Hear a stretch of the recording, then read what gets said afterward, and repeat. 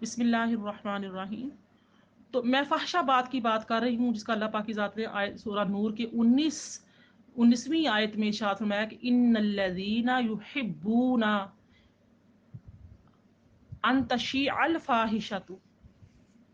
تو میں بیان کر یعنی کہ وہ لوگ جو یعنی کہ اس بات کو پسند کرتے ہیں یا اس بات کو یہ یعنی کہ محبت کرتے ہیں اس بات سے کہ جو لوگ یہ چاہتے ہیں کہ ایمان والوں میں بے حیائی کی بات پھیلے، ان کا جو یعنی کہ نقطۂ نظر ہوتا ہے وہ ہوتا ہے کہ اسلام کو نقصان پہنچانا، ایمان والوں میں برائی پھیلانا، ان کے ذہنوں کو پراگندہ کرنا۔ اس لیے اللہ نے فرمایا کہ جو ان الذین یحبون، یعنی کہ جو لوگ چاہتے ہیں یعنی کہ یا محبت کرتے ہیں کس بات سے کہ ایمان والوں میں ان تشیع الفاحشۃ، اشاعت اسی سے نکلا ہے، شائع کرنا، اشاعت کرنا، تشیع برائی پھیلانا، کہ ایمان والوں میں برائی پھیلے۔ تو فی الذین آمنوا لہم عذاب علیم، تو کیا ہے کہ ان کے لیے دنیا اور آخرت میں دردناک عذاب ہے۔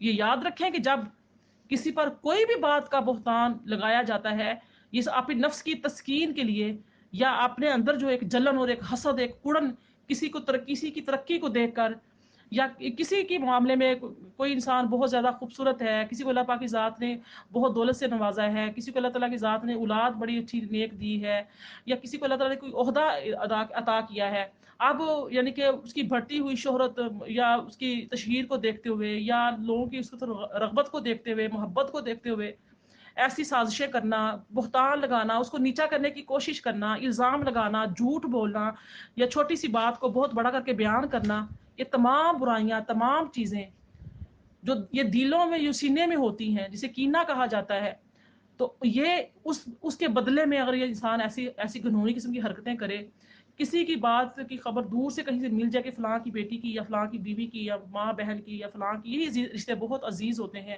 انہی رشتوں کے ذریعے سے ہی نقصان پہنچایا جاتا ہے۔ ایک مرد کی عزت کو، اس کے جذبات کو ٹھیس پہنچائی جاتی ہے، اس کے مشن کو خراب کرنے کی سازشیں کی جاتی ہیں۔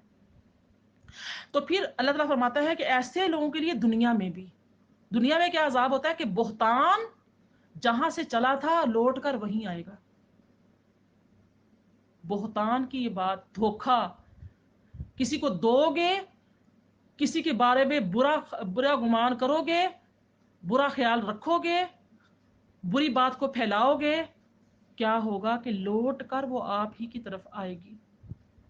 یہ دنیا میں اس کے لیے عذاب ہے اور آخرت میں بھی دردناک عذاب ہے۔ واللہ یعلم وانتم لا تعلمون، اللہ جانتا ہے تم نہیں جانتے، اللہ جانتا ہے۔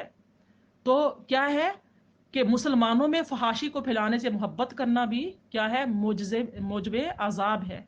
اس سے یہ معلوم ہوا کہ جو دل کے افعال پر بھی عذاب ہوتا ہے۔ کفر اور نفاق جو تھا وہ کیا تھا، دل کا فعل ہے۔ یہ عبداللہ بن ابی، اس کے دل کا جو کفر تھا، جو نفاق تھا، وہ سامنے آیا اور اس نے بات کو اس طریقے سے پیش کیا اپنے ساتھ کے منافقین کو ملا کر کہ جو ایمان والے تھے وہ بھی ساتھ شامل اس طرح سے ہو گئے کہ انہوں نے بھی یہ نہیں کہا کہ ہم نے اپنے حبیب مکرم، اپنے نبی مختشم صلی اللہ علیہ وآلہ وسلم کے گھر میں یا ازدواج میں ایسی کوئی چیز نہیں دیکھی۔ یہ نہیں کہ انہوں نے الزام لگایا تھا، صرف وہ اس پر انہوں نے خاموشی کی تھی۔ آپ عائشہ صدیقہ رضی اللہ تعالی عنہا کے دفاع میں کوئی بات نہیں کی تھی۔ تو کیا مطلب کہ دفاع کرنا چاہیے۔ اگر آپ کے پاس کوئی ایسی بات آ جائے، یہ ہمیں سبق دیا جا رہا ہے، کسی مومنہ عورت کی، کسی مومن مرد کی، کسی مسلمان، کسی نیک باز پارسا عورت کی یا مرد کی بات آپ کے پاس پہنچ جائے تو آپ کو اس کا دفاع کرنا چاہیے۔ تو جو حضرت حسان بن ثابت یا حضرت مسطہ بن اثاثہ یا حضرت جو جہش تھیں اپنا حضرت سیدنا نبی کی وسلم کی زوجہ محترمہ جو تھیں، یہ ان کے بارے میں یعنی کہ جو بات کی گئی تھی، جو اس میں شامل ہو گئی تھی، حمنہ جو تھیں، حمنہ بنت جہش، یعنی کہ حضرت زینب بنت جہش کی جو بہن تھی، وہ بھی اس میں شامل ہو گئی تھی۔ تو صرف یہ کیا تھا کہ خاموشی اختیار کی تھی، یہ نہیں تھی کہ وہ انہوں نے اس بات کو سچ مان لیا اور بات کو پھیلایا تھا. تو اللہ تعالیٰ کی ذات فرما رہا ہے کہ یعنی کہ کیوں نہ ہو کیا کہ تم نے یہ کہا کہ یہ تو کھلا الزام ہے، بہتان ہے. تو فرمایا کہ یہ یعنی کہ اگر اللہ تعالیٰ کی ذات جو افعال جو کیے ہیں اس پر پکڑ فرماتا، اس کے گناہوں کو معاف نہ فرماتا، تو پھر یعنی کہ کتنا بڑا عذاب آ سکتا تھا. دیکھیں اللہ تعالیٰ کی ذات نے اپنے فضل سے وَلَوْلَا فَضْلُ اللَّهِ عَلَيْكُمْ وَرَحْمَتُهُ وَأَنَّ اللَّهَ رَءُوفٌ رَحِيمٌ، اور اگر اللہ کا تم پر فضل اور رحمت نہ ہوتی، اور یہ کہ اللہ بہت شفقت کرنے والا، بے حد مہربان ہے، رؤوف الرحیم ہے، تو اللہ کا عذاب تم کو اپنی گرفت میں لے لیتا، کیونکہ تم نے بہت سنگین جرم کیا ہے. اب یہ واقعہ جو تھا حضرت عائشہ صدیقہ رضی اللہ تعالی عنہا کا، وہ یہ حضرت عروہ بیان کرتے ہیں کہ نبی کریم صلی اللہ علیہ وآلہ وسلم کی زوجہ محترمہ حضرت عائشہ صدیقہ رضی اللہ تعالی عنہا نے فرمایا کہ جب رسول اللہ صلی اللہ علیہ وآلہ وسلم کسی بھی سفر میں جاتے تھے تو آپ کا یہ انداز تھا، یہ سنت مبارکہ ہے، آپ کا طریقہ کار تھا کہ آپ قرآ نکالتے تھے، قرآ اندازی جسے کہتے ہیں نا، وہ کرتے تھے، قرآن نکال لیا کرتے تھے تاکہ جس زوجہ کا نام آئے تو اس کو میں اپنے ساتھ سفر میں لے جاؤں. جب اس وقت قرآن نکالا گیا، جب غزوہ بنو مستلق جو ہونا تھا اس میں جب آپ کے لیے قرآن نکالا گیا تو حضرت عائشہ صدیقہ رضی اللہ تعالی عنہا کا نام آیا. تو فرماتے ہیں کہ جب قرآن نکالا گیا اس وقت حجاب یعنی کہ پردے کے احکام نازل ہونے کے بعد نبی کریم صلی اللہ علیہ وآلہ وسلم کے ساتھ میں نکلی تھی. تو حضرت ابو عبیدہ فرماتے ہیں کہ ایک جماعت نے کہا ہے کہ پردے کا حکم ذوالقعدہ 3 ہجری میں نازل ہوا، اور جو ہیں ہاں یہی فرمایا کہ 3 ہجری میں نازل ہوا، اور کچھ کہتے ہیں کہ 4 ہجری میں نازل ہوا. لیکن نبی کریم صلی اللہ علیہ وآلہ وسلم غزوہ بنو مستلق کے لیے شعبان 5 ہجری میں نکلے تھے جب یہ تہمت کا واقعہ پیش آیا، یعنی کہ پردے کی آیات نازل ہو چکی تھی. تو آپ دیکھیے، آپ خود فرماتی ہیں اپنا واقعہ کہ پالان جسے ہوج بھی کہتے ہیں، کجاوا بھی کہتے ہیں، وہ جو ڈولی ہوتی پہلے زمانے میں بیٹیوں کو لڑکیوں کو رخصت کیا جاتا تھا، چاروں طرف سے وہ کور ہوتی تھی، اس طریقے سے بھی اس کو کہتے ہیں. تو وہ جو پلان تھا، فرماتے ہیں کہ اس وقت یہ ہوتا تھا کہ ازواج مطہرات جو تھیں اس میں بٹھا لی جاتی تھیں اور اونٹ پر رکھ دیا جاتا تھا، ان کا وہ جو کجاوا ہوتا تھا. تو فرماتی ہے کہ میں بہت یعنی کہ چھوٹی عمر کی تھی، بڑے ہلکے وزن کی تھی. اس وقت جو تھی، اس وقت کی عورتیں بہت زیادہ کھانا نہیں کھایا کرتی تھیں، زیادہ ان کو کھانے پینے کو یعنی کہ خوراک اسی سے نہیں ملتی تھی، یا اتنی وہ شوقین نہیں ہوتی تھی. تو میرا وزن اتنا کم تھا کہ جب صحابہ کرام نے وہ کجاوا اٹھا کر رکھا ہے نا اونٹنی پر یا اونٹ پر یا گھوڑے پر، اونٹ ہی تھے تو رکھا، تو صحابہ کرام جو تھے ان کو پتہ نہیں چل سکا کیسے عائشہ صدیقہ رضی اللہ تعالی عنہا اس میں ہے یا نہیں ہے.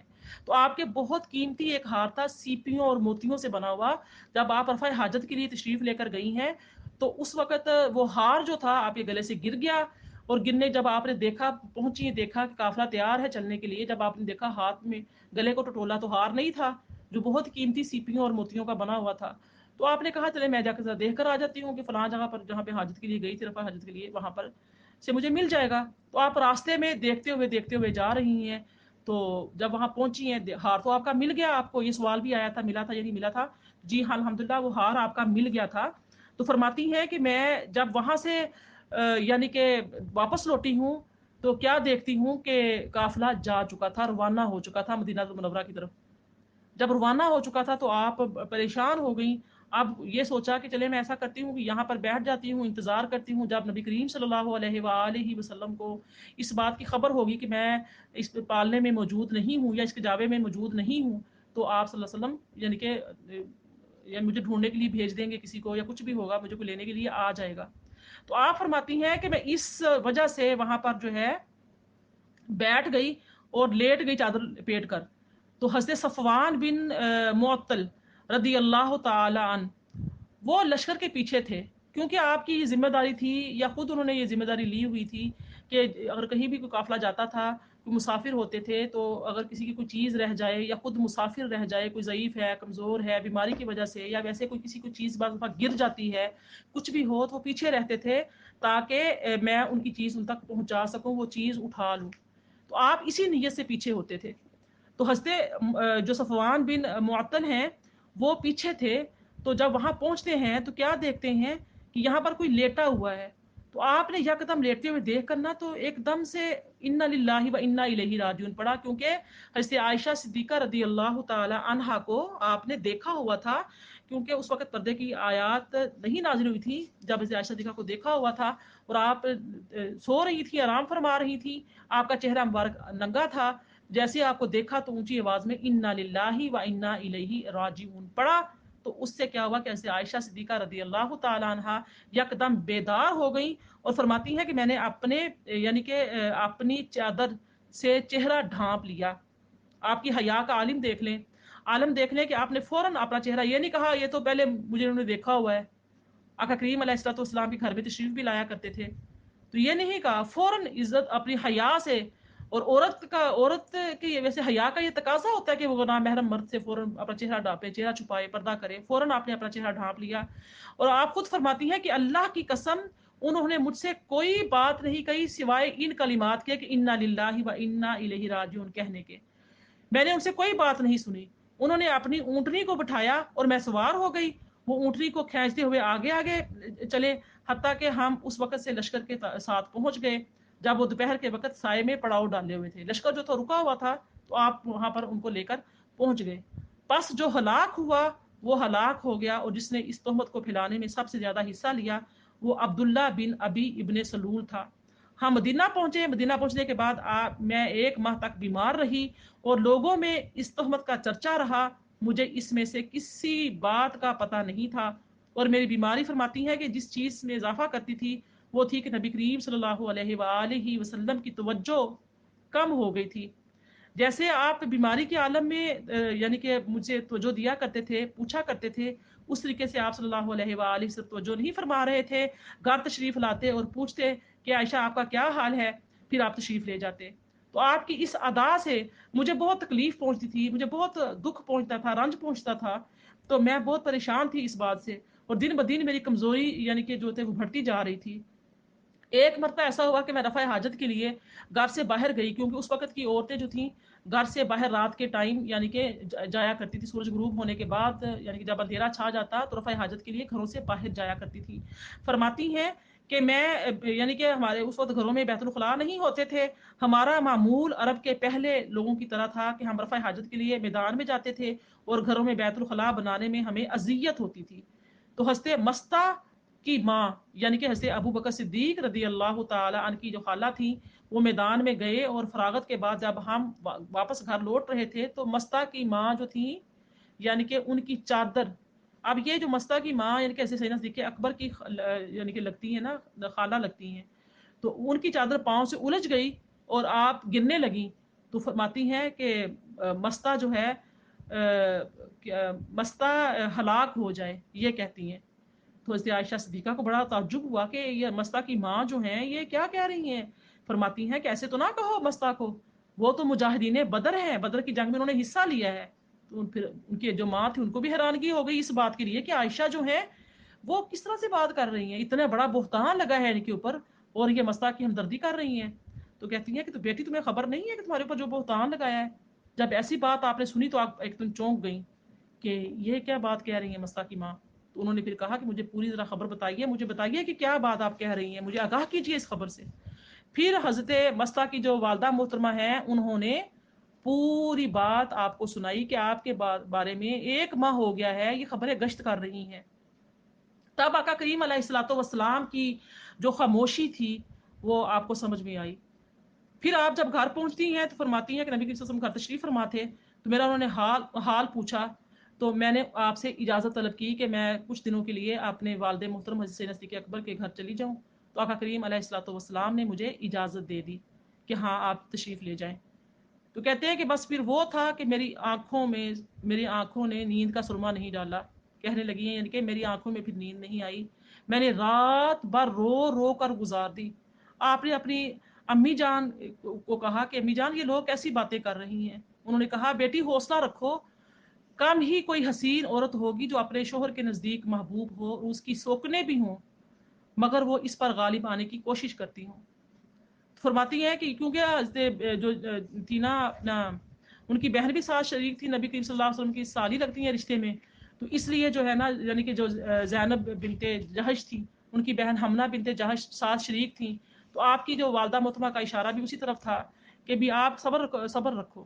فرماتی ہیں کہ میری آنکھوں سے آنسو نہیں تھمتے تھے، نیند کا سرما میں نے نہیں پہنا، مجھے روتے روتے صبح ہو گئی. رسول اللہ صلی اللہ علیہ وآلہ وسلم نے حضرت علی بن ابی طالب اور حضرت اسامہ بن زید رضی اللہ تعالیٰ عنہما کو بلایا جبکہ وحی میں تاخیر ہو گئی تھی. آپ ان سے اپنی اہلیہ کو الگ کرنے کے متعلق مشورہ کر رہے تھے. حضرت اسامہ بن زید تو انہوں نے اس چیز کی طرف اشارہ کیا جس کا علم نہیں تھا. آپ کی اہلیہ اس تہمت سے بری ہیں جس کا انہیں علم تھا، اور آپ کی اہلیہ جو ہیں اس قدر آپ سے محبت کرتی ہیں. انہوں نے کہا یا رسول اللہ، ہم آپ کی اہلیہ کے متعلق سوائے خیر اور نیکی کے کوئی بات نہیں جانتے. یہ کون کہہ رہا ہے؟ حضرت اسامہ بن زید کہہ رہے ہیں کہ ہم تو آپ کی اہلیہ کے یعنی کہ کوئی خیر نہیں جانتے. کیونکہ جب عائشہ صدیقہ اپنے والدین کے گھر تشریف لے گئی، مکے میں چلی گئی، پیچھے سے آقا کریم علیہ السلام نے اپنے صحابہ کرام کو جمع کیا اور خود آپ صلی اللہ علیہ وسلم یعنی کہ ممبر پر تشریف فرما ہوئے اور سب کو بلا کر یہ بات کی. تو اسامہ بن زید نے کہا کہ آپ کی اہلیہ، آپ کے اہل خانہ کی خیر کے علاوہ ہم کچھ نہیں جانتے. جبکہ حضرت علی رضی اللہ تعالیٰ فرمانے لگے کہ یا رسول اللہ، اللہ تعالیٰ نے آپ کو کوئی تنگی نہیں کی، اور حضرت عائشہ کے علاوہ اور بہت سی عورتیں ہیں، اور آپ کی باندی نوکرانی سے پوچھ لیں. فرماتے ہیں کہ آپ ایسا کریں، آپ کو کوئی تنگی تو نہیں ہے نا، آپ اپنے گھر کی باندی کو بلا کر پوچھ لیں، وہ آپ کو بتا دیں گی کہ حضرت عائشہ صدیقہ رضی اللہ تعالیٰ عنہ کا جو کریکٹر ہے وہ کیسا ہے. آپ کے بعد جب آپ گھر میں تشریف نہیں ہوتے، کون آتا اور کون جاتا اور کیا ہے. اشارہ حضرت علی مرتضیٰ رضی اللہ تعالیٰ عنہ کا اس طرف تھا. تو فرمایا کہ اللہ نے آپ کو کوئی تنگی نہیں کی. اب حضرت عائشہ صدیقہ رضی اللہ تعالیٰ عنہ، نبی کریم صلی اللہ علیہ وسلم فرماتے ہیں کہ حضرت بریرہ رضی اللہ تعالیٰ عنہ کو بلایا اور آپ سے پوچھا گیا کہ بتاؤ. یہ اپنا مائک جو ہے سائمہ عقیل،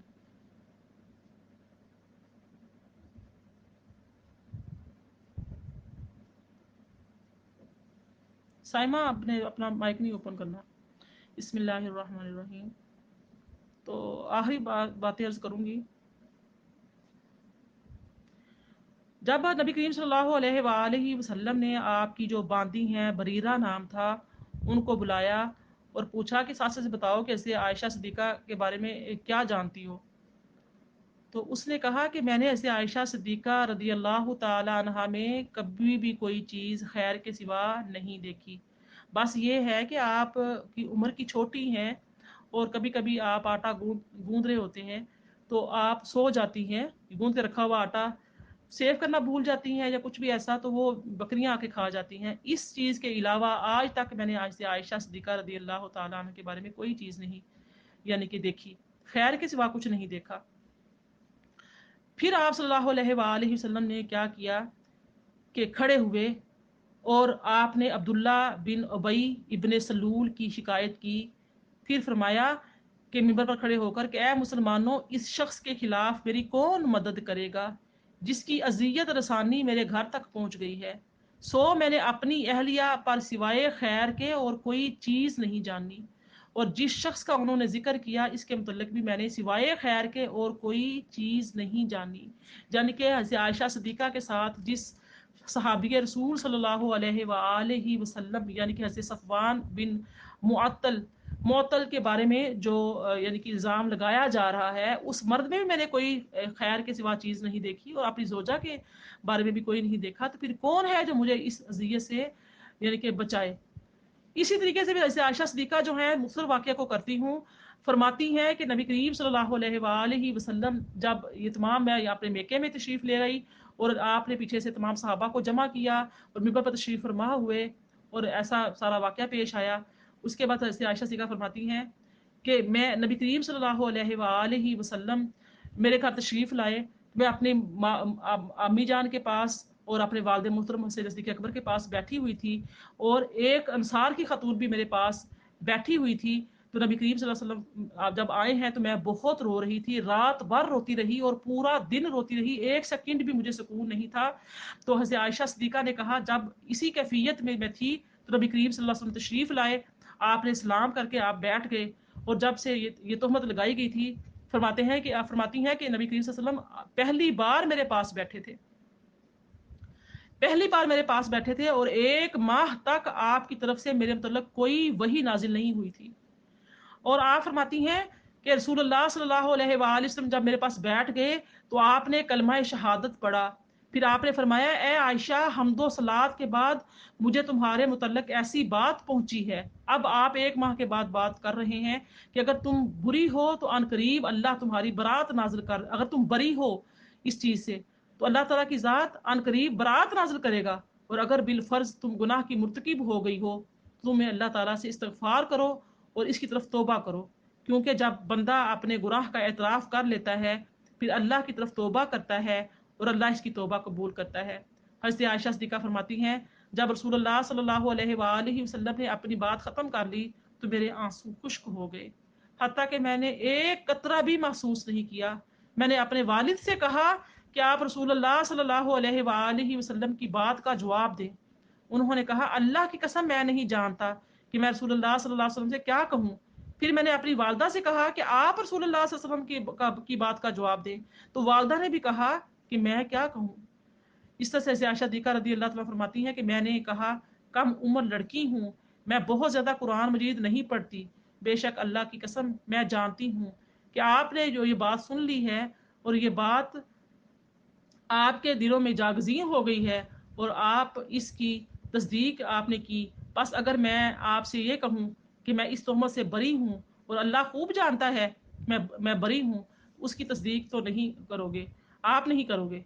और अगर मैं किसी से नाकर्दा काम का एतराफ़ करूँ और अल्लाह खूब जानता है कि मैं इस काम से बरी हूँ तो तुम ज़रूर मेरी तस्दीक करोगे। अल्लाह की कसम मैं यानी कि आपके लिए हज़रत यूसुफ़ अलैहिस्सलाम की वालिद की मिसाल देखती हूँ। आपने फरमाया था, फसब्रुन जमील वल्लाहुल मुस्तआनु अला मा तसिफून। बस सब्र जमील करना ही बेहतर है और जो कुछ तुम बयान करते हो अल्लाह इस पर यानी कि अल्लाह ही इस मदद में मतलूब है। तो हज़रत आयशा सिद्दीक़ा फरमाती हैं कि जब मैं ये मजलिस बर्खास्त हुई, मैं उठकर बिस्तर पर चली गई और मुझे यकीन था कि मैं बरी हूँ और अल्लाह मेरी बरात को जाहिर कर देगा।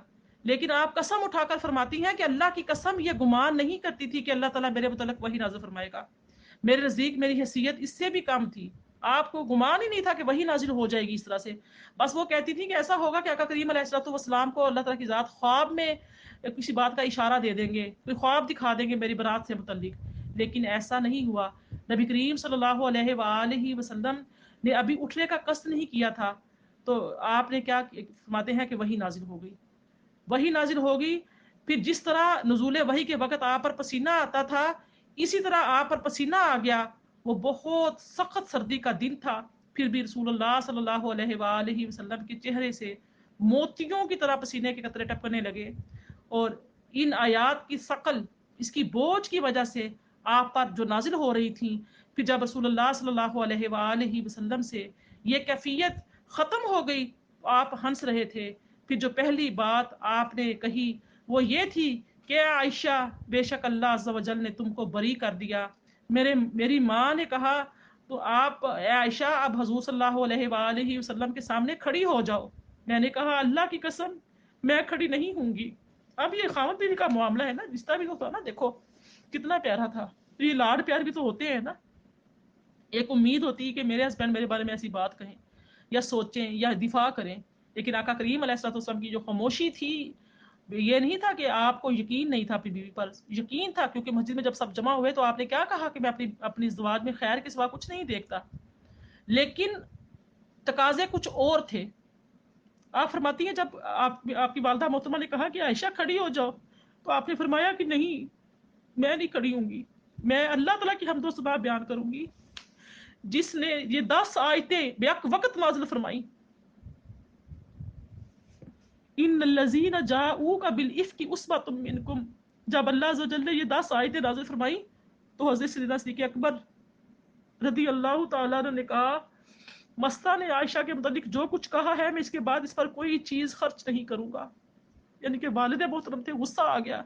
क्योंकि बहतान में, इल्ज़ाम में अपने घर वाले पहले शरीक होते हैं, अपने करीबी जो आपको जानते हैं, दोस्त अहबाब में, गली मोहल्ले वालों में जो बहुत आपके करीब होते हैं, सबसे पहले वो दुख पहुंचाते हैं, तकलीफ पहुंचाते हैं। तो फरमाते हैं कि जब मुझे कहा गया कि नबी करीम अलैहिस्सलाम की तज़ीम में खड़ी हो जाओ तो मैंने इनकार कर दिया।